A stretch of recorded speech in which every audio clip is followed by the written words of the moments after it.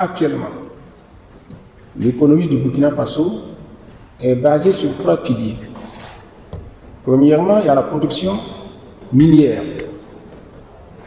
Deuxièmement, il y a la production agricole, notamment avec les cultures de rente comme le coton, le sésame, l'anacarde, mais aussi les cultures vivrières.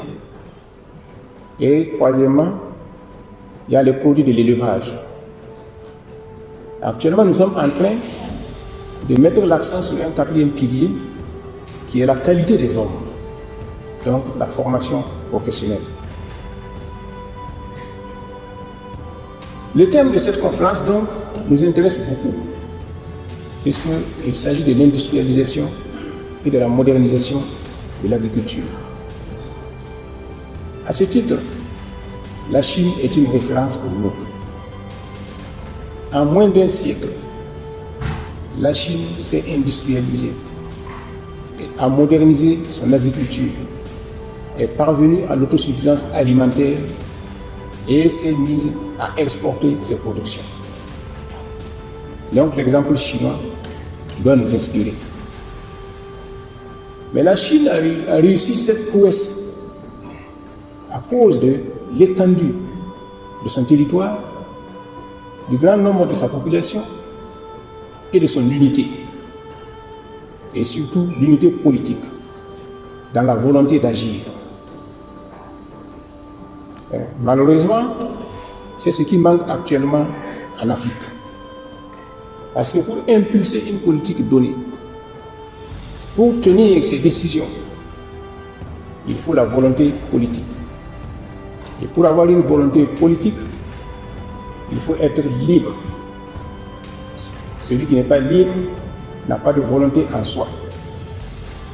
Or, la plupart de nos dirigeants africains ne sont pas libres. Et quand on n'est pas libre, on ne peut pas déterminer un destin pour son propre peuple.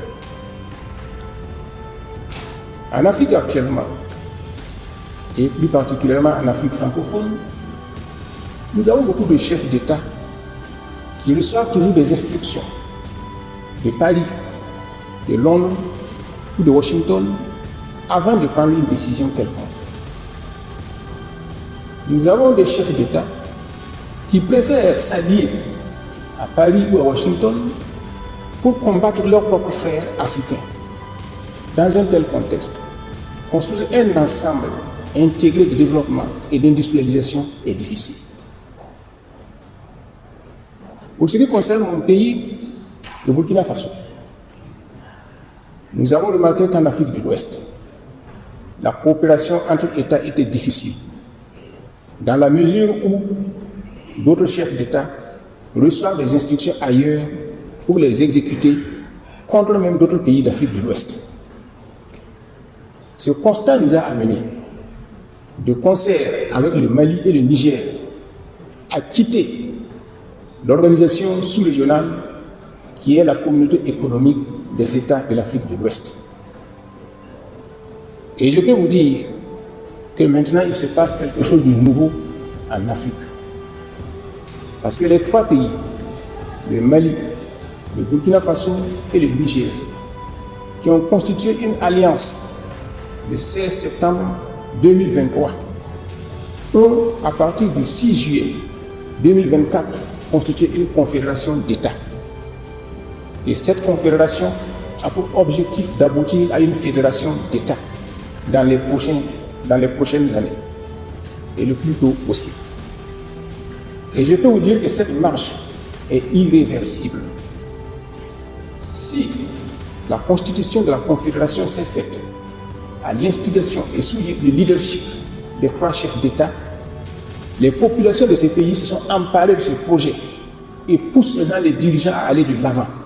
Donc ce n'est plus une affaire de dirigeants, c'est devenu une affaire des peuples de ces 3 pays. Et sur ce plan, je peux vous dire que la coopération avec la Chine peut avoir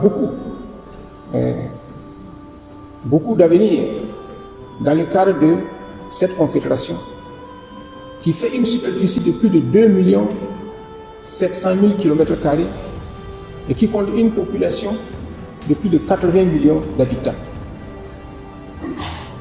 Mais il faut dire que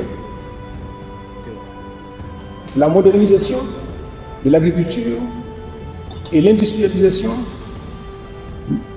nécessitent des préalables. Et ce préalable, c'est quoi?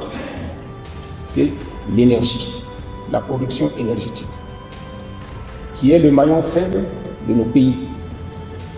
Par exemple, chez moi, au Burkina Faso, pendant les périodes de chaleur, les pics de chaleur, on est obligé de procéder à des régulations énergétiques par des coupures de courant afin de pouvoir donner satisfaction à tout le monde parce que la production énergétique n'est pas suffisante.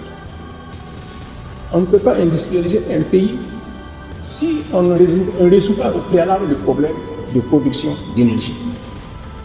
Et donc je pense que sur ce plan, la Chine est attendue et pourrait contribuer au développement de la production énergétique en Afrique, préalable à l'industrialisation et à la modernisation de l'agriculture.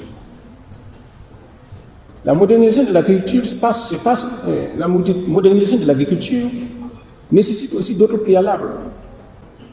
Il faut des infrastructures routières, ferroviaires, pour les échanges de ces produits industriels et agricoles. Et sur ce plan, au Burkina Faso, nous avons mis en place une industrie de production de rails pour faciliter la construction des chemins de fer.